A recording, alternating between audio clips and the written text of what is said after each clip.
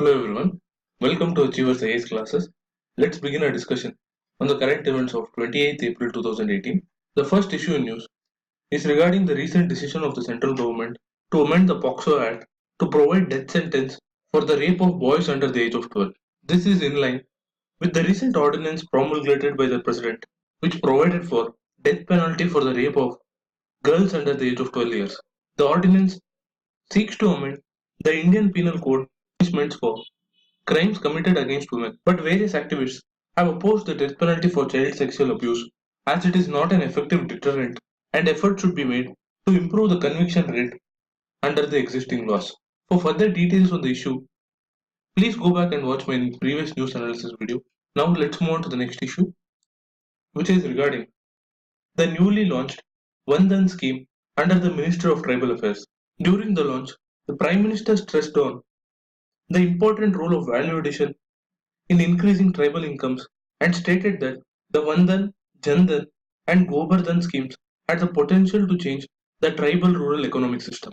As part of the Vandan scheme, Vandan Vikas Kendras are to be set up for providing skill upgradation and capacity building training, as well as setting up of primary processing and value addition facilities for products such as tamarind brickmaking, Mahua flower storage facility, and Chirunji cleaning and packing. Also, self-help groups of tribal gatherers is to be trained and provided with working capital to add value to the products which they collect from the jungle. These value-added products are to be marketed not only within the states where they have been produced but also outside them. This is a very significant move to augment tribal incomes. Therefore, we can expect a question on the same in the prelims examination. The next issue in news is an editorial regarding the recent slide in rupee value. The Indian rupee is under much pressure due to the rising oil prices as well as the capital outflow as a result of higher bond yields in United States. These factors combined together have caused the rupee to weaken by about 4.5% so far this year. At a time when India's crude import bill has been increasing, resulting in widening of the trade deficit, there has been a reduction of merchandise exports from India, further affecting the rupee value. Due to all these factors and the attractive returns expected elsewhere, the foreign institutional and portfolio investors have accelerated the capital outflows from the Indian economy, thereby further leading to its downslide.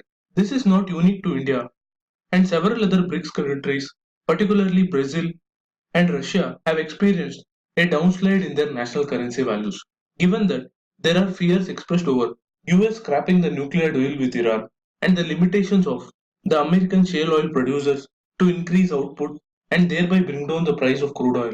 It is now the responsibility of the Reserve Bank of India to use the huge forex reserves accumulated to counter any excessive currency market volatility. With that, let's move on to the next issue, which is regarding the open-ended talks conducted between Prime Minister Narendra Modi and Chinese President Xi Jinping aimed at the normalization of ties and aligning the interest of these two nations in the wake of growing protectionism and other areas of mutual concern.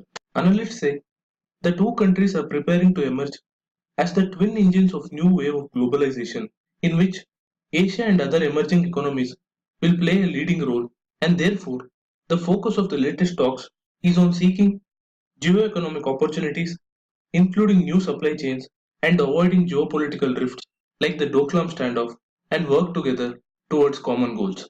With that, let's look into the next issue, which is regarding the Countering America's Adversaries through Sanctions Act, which mandates the US President to impose sanctions on entities that have transactions with Russian defense and intelligence sectors.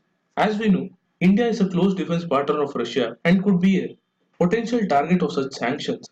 The Secretary of Defense in the United States has said that countries like India should be given a waiver from such sanctions under national security considerations. Given the huge dependence of India on Russian defense imports, this is a welcome move and we'll further look into it in the days to come. The final issue in news today is regarding the recent meeting of the leaders of North Korea and South Korea. The meeting comes post the meeting of the North Korean leader with US President Mr. Donald Trump and is expected to prevent further nuclearization of the Korean Peninsula and bring in the much needed peace in the region.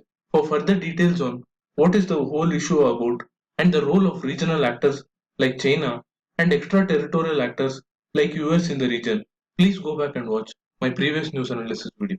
For now, I call it a wrap on today's news analysis. Do share this content if you like it. Thank you for watching. Have a nice day.